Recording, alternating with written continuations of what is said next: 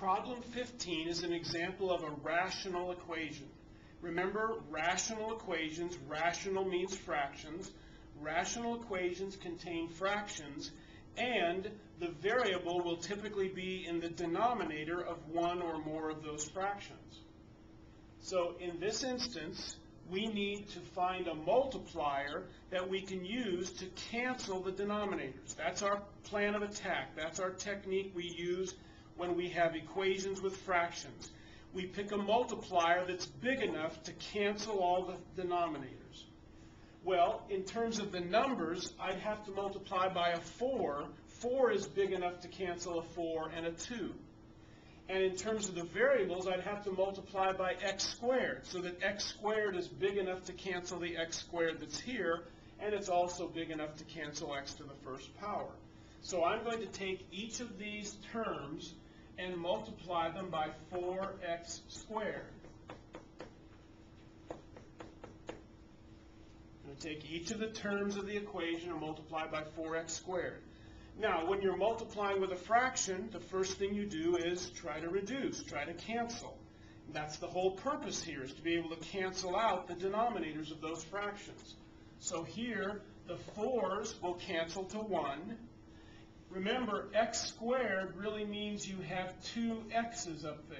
So this 1x takes out one of those, leaving us 1x to be multiplied by 13. That gives us 13x.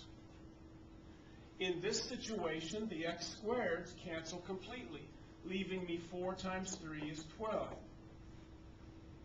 Here, the 2 goes into 4 2 times. Again, x squared means x times x, so this 1x takes 1 out of the 2 there, leaving us 2 times 5 is 10.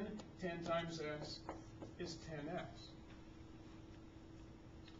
So by choosing the correct multiplier, in this case 4x squared, I was able to cancel everything that was in the denominators of those fractions, and now I have a new equation that's free of fractions.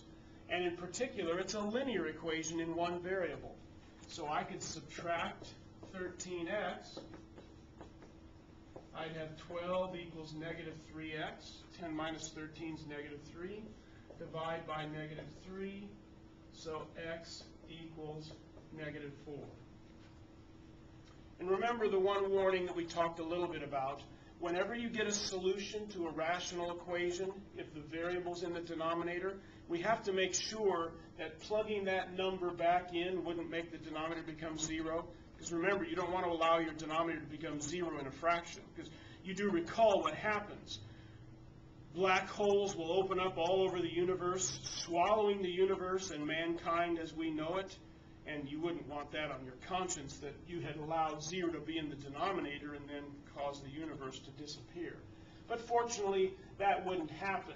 If we put negative 4 in for x, 4 times negative 4 would be negative 16, because we're multiplying here, not adding. Negative 16, the square of negative 4 would be positive 16. 2 times negative 4 would be negative 8. None of those denominators become 0, so we're safe. The universe is safe.